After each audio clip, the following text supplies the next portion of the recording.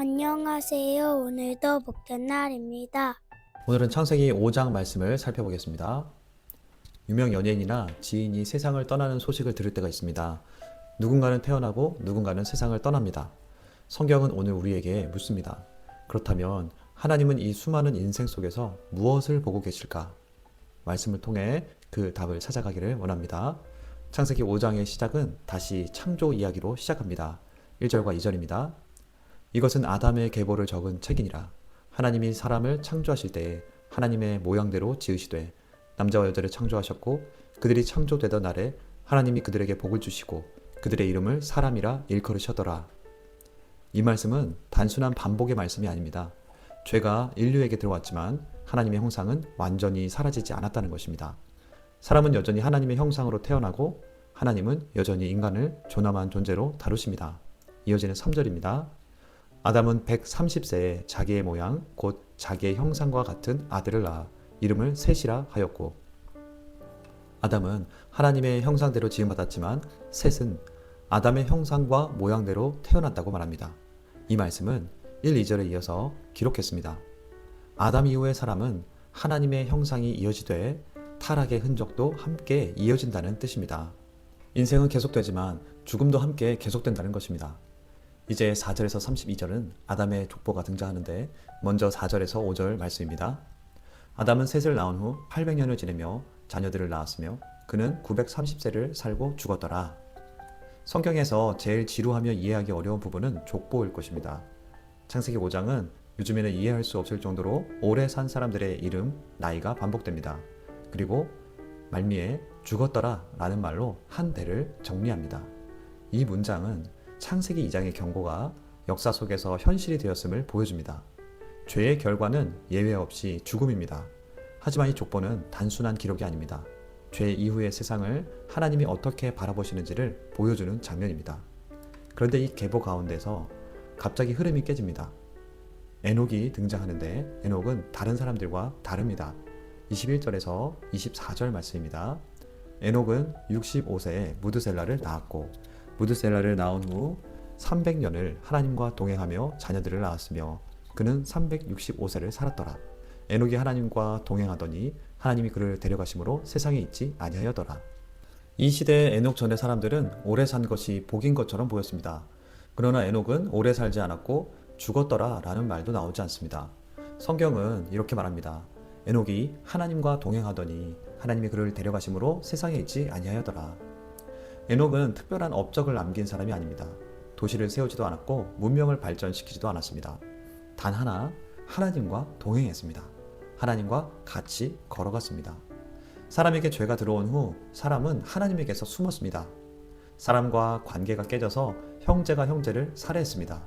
그런데 하나님은 죄 이후에 세상 가운데서 하나님과 함께한 사람을 조명하십니다. 하나님은 그 당시의 사람들과 1차 독자들인 광야의 이스라엘 백성들에게 말씀한 것입니다. 인간은 죄 이후의 세상에서도 하나님과 함께할 수 있다. 그리고 에녹은 이 땅에서 죽었더라의 인생이 아닌 하나님이 데려가셨습니다. 이 말씀은 인생이 태어나고 시간이 흐르면 죽음이 당연한 세상 가운데서 죽음이 마지막이 아니다. 죽음이 최종 결론이 아님을 미리 보여준 사건입니다. 성경이 에녹에 대해 집중한 것은 이런 의미입니다. 죄 이후의 세상에서도 사람과 함께 하실 수 있다는 것을 보여주셨습니다. 그리고 에녹이 죽음을 보지 않고 데려가심을 받은 사건을 통해 죽음이 인생의 최종 결론이 아니라는 가능성을 역사 가운데 남기셨습니다. 그러나 여러분, 에녹 한 사람의 동행이 세상의 구조를 바꾸지는 않았습니다. 에녹 이후에도 땅은 여전히 저주 아래 있었고 사람은 여전히 수고하고 살았고 죽음은 여전히 반복되었습니다. 바로 그 지점에서 성경은 한 사람을 더 등장시킵니다. 에녹 다음에 무드셀라 그리고 람에게 이어 5장 족보의 마지막에 노아가 등장합니다. 28절에서 32절입니다. 람액은 182세에 아들을 낳고 이름을 노아라 하여 이르되 여호와께서 땅을 저주하심으로 수고롭게 일하는 우리를 이 아들이 안위하리라 하였더라. 람액은 노아를 낳은 후 595년을 지내며 자녀들을 낳았으며 그는 777세를 살고 죽었더라. 노아는 500세 된 후에 셈과 함과 야벳을 낳았더라. 에녹이 하나님과 함께 사는 삶이 가능하다는 것을 보여줬다면 노아는 그 하나님이 이 고통을 끝까지 외면하지 않으신다는 기대의 이름으로 등장합니다. 에녹이 동행의 가능성이었다면 노아는 안위의 약속을 향한 시작이었습니다. 노아는 쉼이라는 뜻입니다. 29절의 말씀을 원어에 가깝게 해석하면 이렇습니다. 이 아이가 여호와께서 저주하신 땅 때문에 고생하는 우리를 위로해 줄 것이다. 노아의 아버지인 라멕은 노아 때가 되면 하나님의 저주로부터 벗어나길 고대했습니다. 안위하리라 히브리어 나함은 위로하다는 뜻입니다. 인생의 저주를 견딜 수 있게 해주는 것입니다. 인생이 죄로 인해 가시덤불과 엉겅퀴, 땀과 고생을 해야만 살아가는 때에 라멕은 노아의 때 하나님이 회복시켜 주시기를 바라는 마음으로 아들의 이름을 노아라 이름했습니다.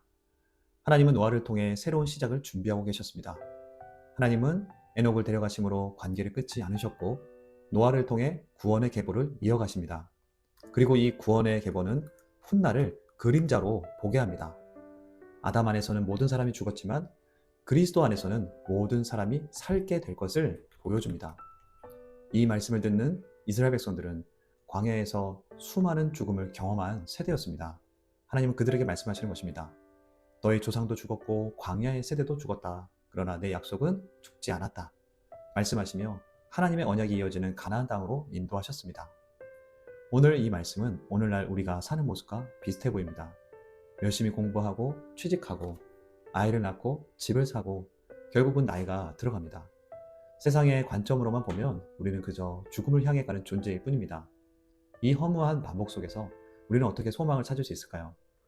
일터에서 고된 일과 가정을 돌보는 것과 삶의 모든 반복되는 일상이 하나님과 함께하는 시간이 된다면 그것은 죽어가는 시간이 아니라 하나님과 함께 걷는 동행의 시간이 됩니다. 하나님이 이 삶의 주관자가 되심을 믿고 인도해 주시길 바라는 인생은 세상의 흐름과는 다른 인생을 경험하며 살아갑니다. 그렇기에 하나님과 동행하는 인생은 이 땅에 매몰된 인생이 아닌 영원한 삶이 있기에 이 땅을 잠시 거쳐가는 나그네로 살아갑니다. 이 믿음이 있을 때 우리는 비로소 세상의 조급함에서 벗어나 진정한 평강을 누리는 것입니다. 라멕의 한숨은 오늘 우리의 한숨과도 같습니다. 이 땅의 고된 삶 가운데 하나님의 쉼, 하나님의 위로를 오늘도 소망합니다. 우리는 우리의 영혼을 건져주실 그리스도를 통해 오늘을 살아가기를 축복합니다. 우리가 아무리 성을 쌓고 문명을 발전시켜도 영혼의 안식은 없습니다. 잠든 안식은 하나님이 주시는 것입니다. 오늘 내 삶의 환경이 가시덤불 같을지라도 내 안에 계신 주님이 나의 안식이 되심을 믿고 일어서시기를 바라고 축복합니다. 말씀을 기억하며 하나님 앞에 섭니다. 이번 한 주간도 반복된 일상 속의 고됨 때문에 허무함에 빠지지 않게 하옵소서. 내 삶의 모든 곳이 하나님과 함께 걷는 길이 되길 원합니다. 그 모든 곳이 하나님의 나라가 되어 주님의 위로와 주님의 손길을 경험하게 하옵소서. 기도하며 나아가겠습니다.